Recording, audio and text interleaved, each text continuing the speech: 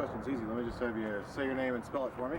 Okay, my name's Tad, T-A-D, Kehl, K-E-H-L. All right, and what's your official title? I'm the Land and Resource Group Manager for Ahtna Incorporated. Okay. And now you can just look at me and we'll try and ignore the camera. Okay. I might look in there once in a while just to make sure it doesn't gotten off course. Okay. Hey! Come out of there. Okay. Well, first of all, as you know, stories about some of the problems with trespassing. Right. In a nutshell, summarize what that is. Well, excuse me.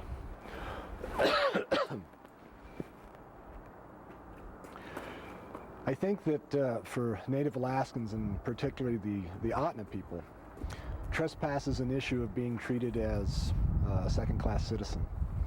It's apparent from not only the state's attitude, but the federal government's attitude that native land, which they hold in fee simple title, is not the same as private land that you and I might own and build our houses on.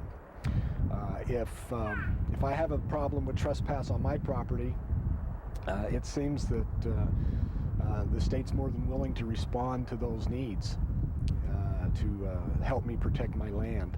Whereas for native corporation land, the same type of cooperation, so to speak, the same type of protection is not afforded to native corporations. Okay, and I'll make a small adjustment on that microphone. Now, the way things are right now, what happens, what are some of the options available for the corporation to deal with? Well, Ahtna Corporation land is closed currently to all non-shareholders except on a permit basis. So if you want to cross Ahtna land or utilize Ahtna land, you've got to come in and fill out an application for a permit. And in most situations, those are fairly easily obtainable. We give casual permits on a day-use basis for fishing in the summertime. The problem that we have, that the laws of the state of Alaska are such that we have to post all of our land to legally give notice to trespassers. And that's not necessarily an easy thing to do. When you're talking almost 2 million acres for Ahtna, it's an impossibility. So I think the thing that we'd like to see happen is an easier way of giving notice and better lines of communication between ourselves and state and federal agencies to help us, deal with the trespass issue, to be able to protect Ahtna land.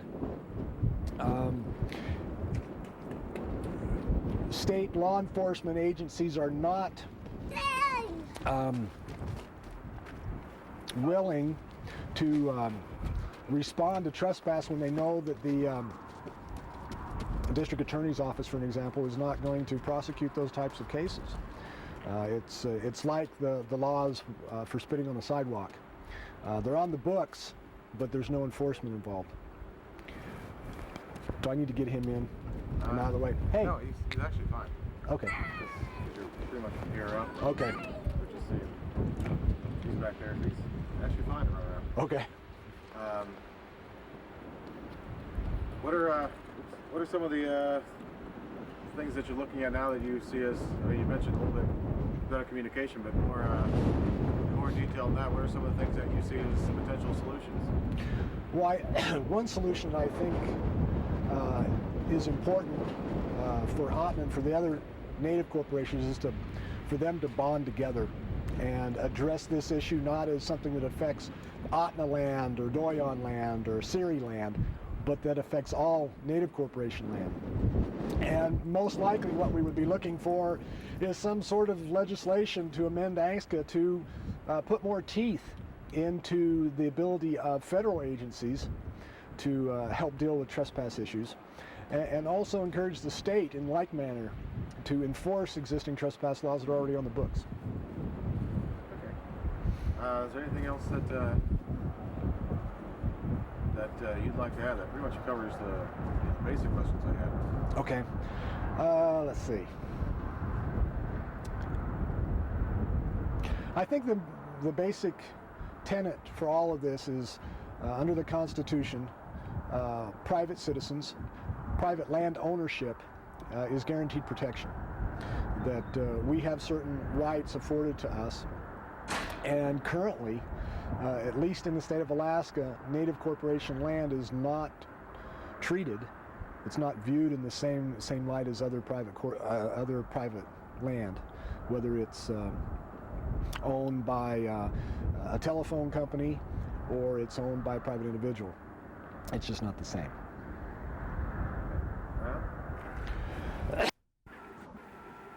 Alright. First of all, just so I can make sure I get it right, could you just go ahead and say your name and spell it for me? Okay, Joseph Hart, Josephhart. Alright. And what's your official title? I'm the General Manager for Chitna Native Corporation. Okay. And you can look at me. Okay. And we'll try to ignore that. I might look in here once in a while. Okay. Make sure everything's still working fine. But, well, in a nutshell, tell me what the trespass problems are from your perspective. Well, we have an area that is one of the most easy accessed areas in the state of Alaska.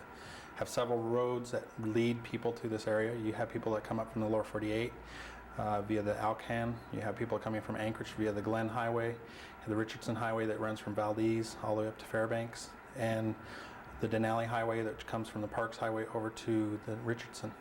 You have the Tok Highway, which goes from Tok down to our area here. All of them lead to some of the most accessible areas that there's a lot of state land, a lot of federal lands, then there are a lot of private properties as well. And when you have a lot of land like this in this area and it's easily accessible, it creates an issue called trespass, and that's what we deal with on a regular basis. We try and find ways to limit those impacts, but it's not an easy issue, and getting response from the state and federal agencies is very difficult. So a lot of the pressures that are placed on our resources in this area, we have subsistence resources, moose, caribou, salmon, sheep, and several different resources that get identified, get targeted by these people that come via the road systems to do recreational activities and personal activities and so on, and subsistence activities as well. But they don't always get permission to go on private properties to do so, and when they don't do that, that's trespass. Okay. And this is going to sound like a dumb question, but I think it's something that needs to be said. Okay. What are, some of the specific problems that you find? What are people doing to the land? Well, they take their vehicles that are not necessarily made to go across into tundra. They take them on these trails they're too big for the trails, for one. They take vehicles that shouldn't be in mud. They take them in the mud, and they create problems with the trails. I mean, they do have legal accesses across our private properties. The BLM and the Park Service and the state of Alaska all have worked to make sure that there's access across private properties to the state and federal lands. But the use of those trails doesn't always happen correctly. There are restrictions on the trails, and the public doesn't always go to find out what those restrictions are. You'll wind up having a trail that is reserved as 25 feet wide, but they don't they don't go research where that trail is supposed to be located at in the public office at the BLM or at the state office, DNR, that has the information where the trail is supposed to be, the legal description, and so on. They go and they bring these vehicles and they wind up creating a trail that now is 300 feet wide that is only actually supposed to be 25 feet wide. So then, and then the enforcement issue, we have a lack of enforcement when it comes to those types of situations. Okay. One of the things that John, the fellow that was up here a couple weeks ago, mentioned was in some cases you have people setting up camps. Oh yes, we have several places where people they'll pull off the road with their RVs. They'll pull off in their little station wagons or their trucks and pitch a tent in just any driveway that they find along the road.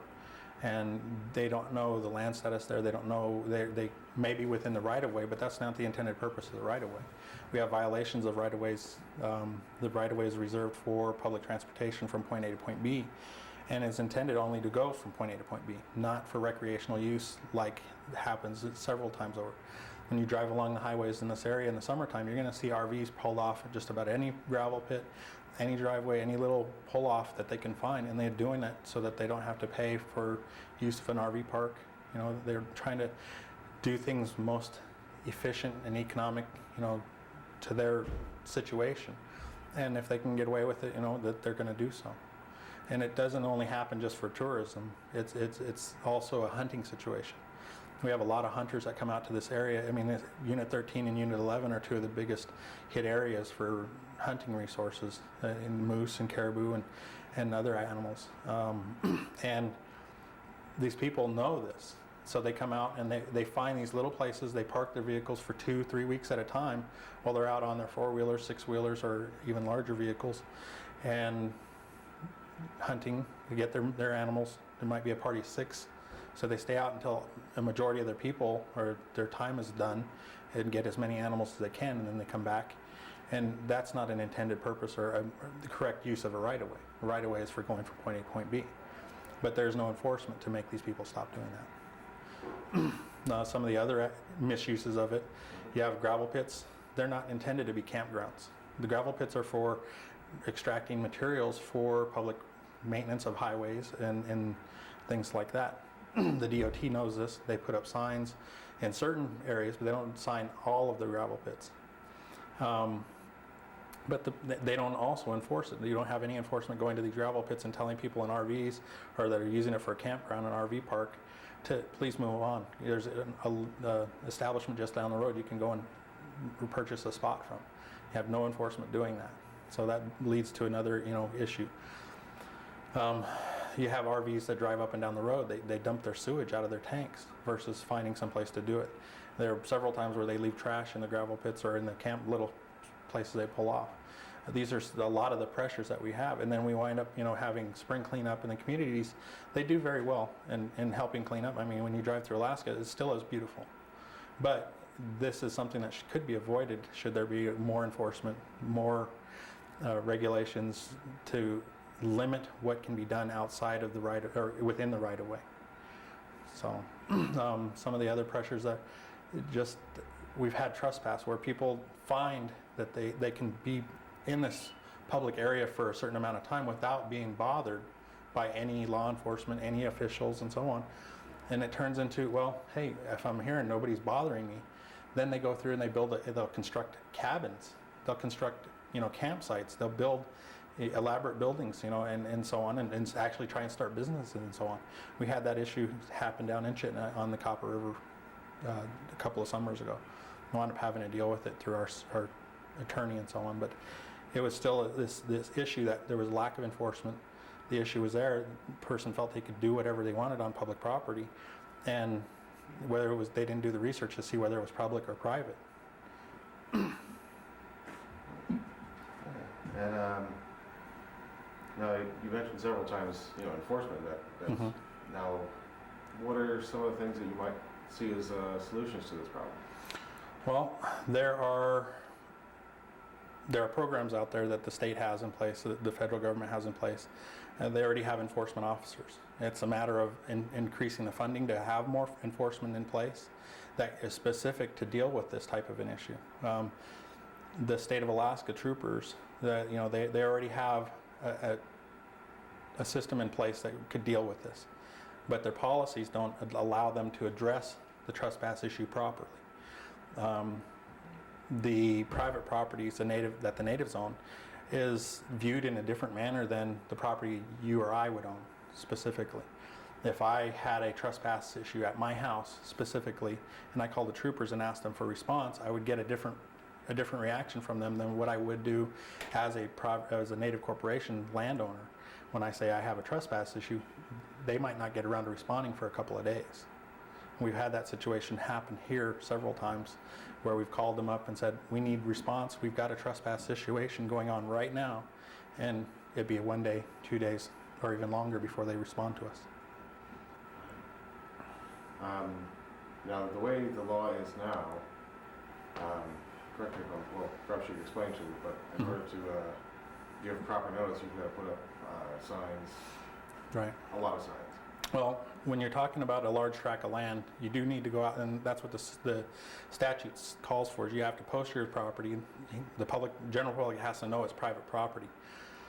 And we do take the steps to put in place those signs on our land. We post signs on several properties along the road system and many of the places where we know the general traffic is going to go to.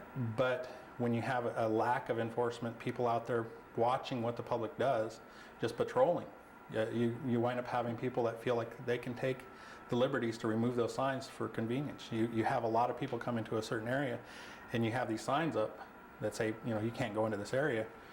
Who's to say that the sign wasn't there before? We wind up putting signs up, they get torn down for people to be able to have access to, the resources that they've come to harvest. Chitna and Ahtna both have gone through several times over purchasing the materials to post signs, plywood, signs, glue, staples, screws, go out, post the signs, but they continually get torn down. And you mentioned some of the things that are solutions. One of the interesting ones John told me about this morning was perhaps having a contingency on hunting licenses. I haven't heard that solution as Okay. I haven't, sorry, I'm not privy to what he was talking about, but Well, I'll tell you about that off camera. But go on. some of the other things I know that can be done better is that we could work out memorandums of agreement between agencies that transfer authorities for dealing with trespass. The BLM says that their authorities are only within the easement itself. Once the person transfers outside of the easement, that it's no longer their issue.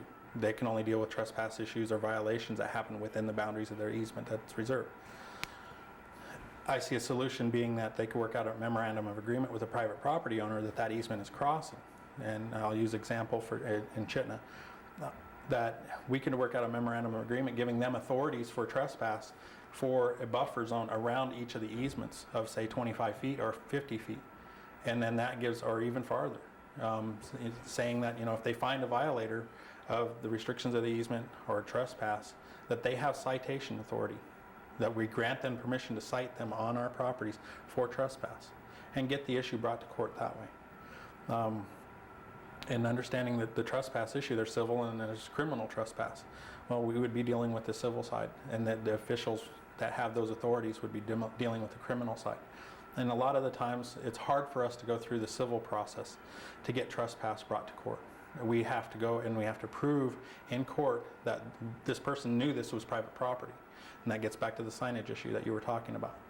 Once we prove that that person knew this was private property, then we have to give them ample notice in time to remove themselves from our private property. And only when they fail to do that, then can we put them on notice, file a lawsuit. We could actually take them to court in any instance if we can prove to the court that they knew it was private property and they willfully proceeded onto our private property. But it's much harder. The courts would look at it and say, did you give them ample time to react knowing that it was private property? And there would be a lot of resource, a lot of financial cost to us to bring those cases forward and have the person sit there and say, well, they didn't give me time. I reacted to them saying, they said it was private property and I was on my way out and they didn't, and now I'm in court here. Chances are the courts would file and try and eliminate any charges that way. Well, looking at the map that you have behind you there, maybe I'll get some close-ups but you're saying what the different, Okay. what the different colors. On this map right here, this is the Ahtna region, and it depicts the village lands and the regional lands that Ahtna was entitled to. And the orange areas are the village conveyed lands, and the villages were entitled to own from Angska the surface estate, and that is everything from the topsoil up. And in those same areas, the regional corporation was entitled to the subsurface estate, which is just below the topsoil and down, any mineral rights and oil and gas and so on. And then because Ahtna was such a small region, shareholder number wise, we were entitled to regional deficiency lands. And that's what these cross-hatched border boxes are. Each one of these is a township. There's 36 sections in it, about 64,000 acres per box. So the entire Ahtna region, we were entitled to 1.7 million acres of land. And depending upon the number of shareholders you had in your village, you were entitled to receive a certain number of acres in conveyance. And when you total it all up, that's how Ahtna came up with their 1.7 million acres. These boxes here, there were only 2 regions out of Angska that were entitled to receive those deficiency lands. And that was because they had such a few number of shareholders, a lower number of shareholders versus say like Siri or Arctic Slope, who had a large number of shareholders. And they were just, you would just see in their areas where they were conveyed just the orange areas. And this is our color scheme for our area. It doesn't mean that everybody uses that same color. But the 2 smaller regions and shareholder numbers were allowed to do these deficiency selections, and they received both, and the regional corporation received the conveyance to this, both surface and subsurface on these squares. Okay. Now, briefly point out some of the hot spots and why, as far as the problems with trespass. Well, the entire Copper River, which flows up to the headwaters, up in the Mentast area, there's always people trying to access the river for the salmon resources. Down in Chitna, we're talking in this area here, you have the Chitna River, which comes over from the Kennecott-McCarthy area and joins in with the Copper River here. And you have one of the richest and most well-used dip net fisheries in the state. And people come from all over, and that's one of the areas. Anytime you have a place where they're going to come and harvest, there's always potential for trespass. And it goes back along the McCarthy Road. There's all kinds of little trespasses that happen off the road. People will drive off trying to find that perfect camping spot, and they'll do that all along the road. And we don't own all the entire way to McCarthy, but we do own a good portion of the first 26 miles of that road. And we have a lot of impacts because of the public wanting to go and see the historical sites and so on. Many of our rivers, you have the Clutina River, which flows down, empties into the Copper River. You have the Taslina, which empties into the Copper. Because it's closed to fishing, it doesn't have that much fishing impacts to our area, but it does have rafting opportunities. People come, they'll start up at Nelchina, go down to the Taslina, come all the way down and get out on the Richardson Highway. You have the Golcana, which runs down from Sourdough up to Paxton Lake, comes all the way down. You have a lot of rafting and fishing that happens there. And then just along the road systems, really. Any of the gravel pits that are along the roads, any of the pull-offs, any of the, like even in our parking lot in the build out here, we've had people wanting to park their campers and just stay there overnight, and that's really not allowed. So just about anywhere you could drive up and down the road, and if you found a gravel pit, there's a chance for potential trespass. Okay. And maybe you could tell me, for instance, you mentioned the Copper River, and yeah, lots of people go dip netting there. Is there, if you go... The right-of-way gets the people to the river, okay? And the right-of-way has a width, and the state of Alaska is the one that owns that right-of-way. They own the right for the public to cross our private property. They don't own the property itself. They have a right to harvest, the state of Alaska owns a river. And they own everything from the mean high water mark down. And that generally you have to have a surveyor come out, and then they'll meander the river and come up with that mean high water mark. And then they can actually document that. But they don't always do that. I mean, we're talking about a river that's hundreds of miles long. And it goes all the way from the headwaters in the Mentast area down to Cordova and empties into the ocean. And they haven't put the funds forward to meander that river to come up with that point for a legal discussion. So the common understanding is the vegetation point on the rivers, the mean high water mark. Wherever there's a vegetation line, that's generally where the understanding is that everything above that is private property. Everything below that is within the river and becomes ownership of the state. in the river, in the Chitna district where the dip netters come down, they use the road system to come down to Chitna. And we've had exercised an agreement with them since '92 for the public's access across our private properties in that area. But it's become a point of contention in these last few years because of fishing regulations that get changed. The classification of the fishery got changed from personal use to subsistence, and now it's back to personal use. And it's caused confusion and understanding of what rights go with what in that area. But the public's access to the river remains the same, regardless of what classification the fishery is.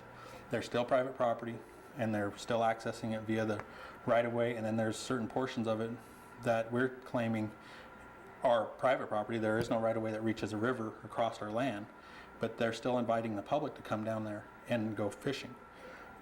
So the way that would work, I mean, it becomes very confusing to someone that just hasn't been involved in it for quite some time, or never looked it up. And we're trying to work with the state of Alaska to be able to allow the public's access to the fishery, but they're not willing to do that and compensate the private property owners for their use of their land. And so that's one area that becomes a hot topic of discussion between state and private property owners. And then the dip netters feel like they shouldn't have to pay for their access. Well, I don't know where else you're going to go and not have to pay for your access. You go to Anchorage and you want to use a facility, as long as it's somebody else's facility, you're going to wind up paying for it. And it's the same situation here. And I don't think I hit the point that you're looking at, but I kind of got off track because there's so many issues that are involved in this. It's kind of hard to summarize it and get it so that it's clear for everybody to understand. Oh, yeah, for sure. But we've got a whole half an hour to do that. Well, I've been dealing with this for 6 years now, so, and every time I turn around, the players change. Somebody else has to be brought up to speed. Like just now, the issue with the public access agreement that we've had with the state of Alaska, the governor's office needs to be brought up to speed. They're having to relearn the issues, learn what it is. You know, they have certain staff members that stay the same, but the administration changes. New governor, new understanding, new approach to the problems. And it's the same thing. Right now, the state of Alaska is probably going to take a pretty aggressive stance towards public access, mainly because of the development of resources and trying to get things to market. It gets right to the heart of ANWR, access to the resource. And we're talking a different type of resource. We're not talking about getting to oil, but it's a pretty important resource to a lot of people. Subsistence animals and fish, and maybe not for subsistence reasons, maybe for sport, just recreation, maybe just to go and view. But even so, if they're going to impact private property, there needs to be something done to protect private property or to compensate for it. Okay. I do have a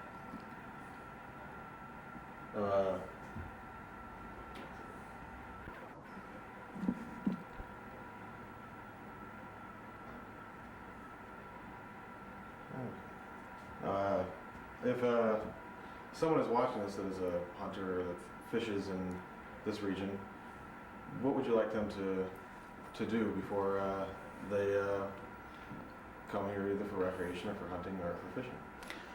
Well, first I would say that they need to do some homework.